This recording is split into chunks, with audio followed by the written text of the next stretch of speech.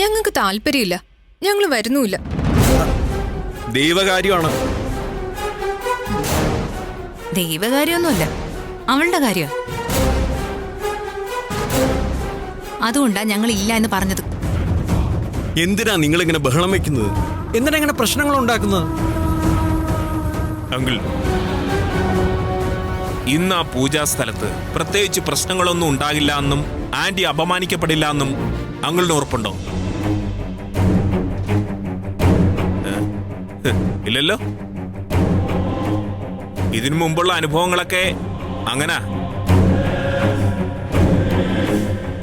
പത്മ, ഈ നടക്കുന്ന പൂജകളും ചടങ്ങുകളൊക്കെ അവന് വേണ്ടിയുള്ളതാ.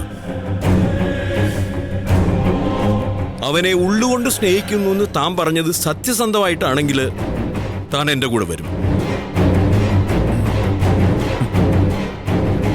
ഇപ്പൊ ഒരു ദൈവവിചാരം ഉണ്ടായതുകൊണ്ട് അവൻ തന്നോടുള്ള മത്സരങ്ങൾ ഒഴിവാക്കുന്നു എന്നൊന്നും ഞാൻ പറയുന്നില്ല. പക്ഷേ ഒരു മകൻ മാറാൻ തുടങ്ങുമ്പോൾ അത് ഏറ്റവും ആദ്യം ഉൾക്കൊള്ളേണ്ടത് അവന്റെ അമ്മയാണ്.